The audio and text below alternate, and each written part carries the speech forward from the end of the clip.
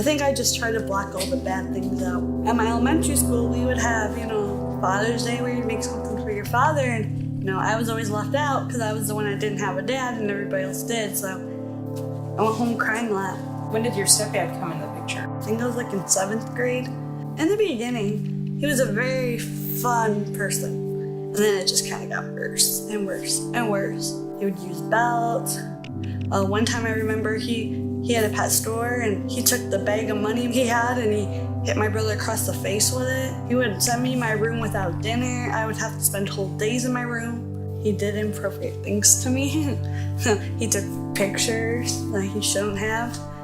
It kind of ended because my mom had, that motherly intuition that something happened. And she came home and she asked me and I said, I just nodded my head and started crying. I was like, yeah, So how long was that going on?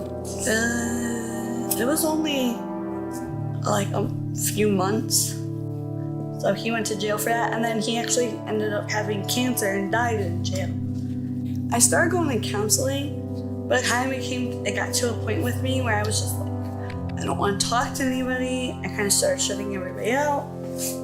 It all ended during my junior year of high school. I think it was just all that anger because I didn't have anybody that I felt like I could talk to about anything. They're running away from home. I actually even cut myself once, but I have a tattoo now covering it. And I honestly want not so good people. And actually my daughter's dad was one of them. Anyway, he was a nice person, It was oh, okay, But still I wanted to push away because I knew there was that bad side. I always wondered what's gonna come next. He would choke me, he would give me alcohol, so I would be out of it, so things could happen. Where did you meet him? It was a chat room, and then also you could, put if you were looking for something, or he lived on his own with the roommate. Was the roommate involved? Yes. Kind of just what happened, and there wasn't really much talking. How old were you when it happened? 16. He is abusive. He's a predator to, young girls. This other girl, it's a 15-year-old that, he did things to. At first it was consensual, and then it wasn't anymore. Basically rape. He's very much an underage girl kind of person. How old was he when you met him? I don't even know, but he's in his 30s now. Found child porn on his phone, so but this time he'll actually be in jail for a long time.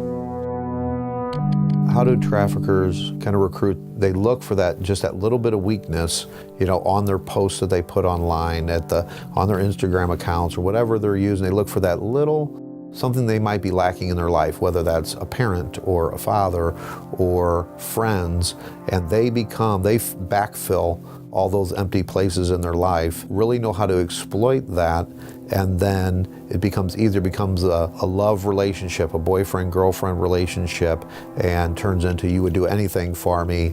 And the other is especially for people that live, and these victims that live out in these little small towns and these little areas of the state that you wouldn't even probably know, they say, wow, you come up to the big city and we'll show you a good time. And then unfortunately within 24 hours, they're being trafficked. I think it was just, I just wanted away, because that house had memories, and it was ugh. And then I was told about, the home, and I was like, you know what? Something's got to change. So I came. I remember the first few weeks I hid in my room because, at first I was uncomfortable about where I was. And I met you guys, and things started to change. The home, it meant, hope. It meant a safe place to be. And that's where I found out I was pregnant. My daughter helped save me. She was the reason I get up every morning. She's the reason I do things. It makes me smile. All the little things she says, how much she's grown, and from the first time she started talking to when she was crawling. I have all those memories. Hope is knowing that there's more. Hope is knowing that I'm here for a purpose with a purpose. Hope is motivation to not give up, regardless of what I've been through, regardless of what you've been through. believing that there's more and that your purpose is connected to that more. And so that keeps you going. It makes you not want to, no, this isn't it. I can't let this go. I won't let this go. It's passion, it's desire, it's fire on the inside of you. Get help if you need it. It's worth it.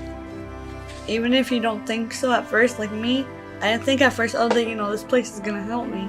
But in the end, it did. It's really heart-wrenching to believe that people can actually do that to other individuals. We do encounter trafficking victims in the emergency room, so it's something that we teach everyone to look for and suspect. Many of the victims oftentimes aren't going to come forward and share with you for fear of retaliation, for fear that we're not going to want to help them, that we won't believe them, that we really need to be aware of what may be possibly going on and finding a way to approach them. I think the collaboration that we've developed in our hospital with law enforcement, with advocacy such as Crisis Aid is imperative because it's not something that we have the capability to provide alone. So the nice thing is to be able to have that 24-hour response that is available. That means we get a hold of somebody 24 hours a day to get medical help, get detox, or just a safe place to stay, which Crisis Aid has provided many, many beds over the years that we've worked with them for the victims to just even be able to get off the streets long enough to hopefully be able to help them even further. And that's kind of been the really big thing for us. A case that I can remember that Crisis Aid was involved in was a victim that was being trafficked by a pimp, at least in one other state. When he brought her into St. Louis, she convinced him to take her to the emergency room because she wasn't feeling well, and once here, revealed to us the circumstances. One of the very first things we did was call Crisis Aid. They sent out an advocate. We got law enforcement involved. Crisis Aid was able to get her into shelter, and she has now gone on to be living independently. If Crisis Aid was to go away now through lack of funding or whatever that might be, that would be devastating for our victims and us as law enforcement, because we would have no place to really put our people safe. There are other options, but none that are quite like what we get when we go to Crisis Aid. What I would want people to know and understand is it doesn't matter where you're at in society. It affects everyone along the ways. One of my big things is really having people become active, learn what trafficking is, that it's not something that's overseas.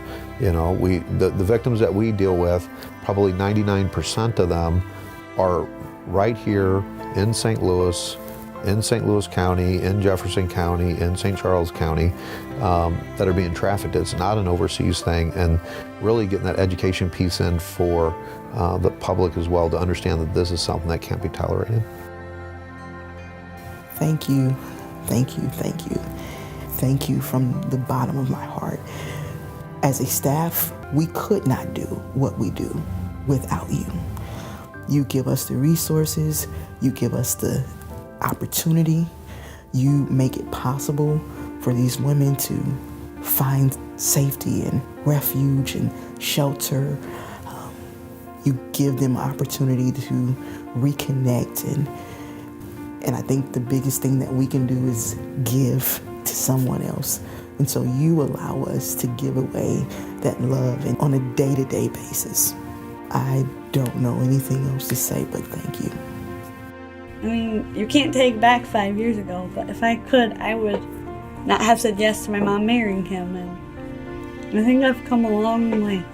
It's been good. I got a job. I mean, I can support my daughter, be whatever I want to be.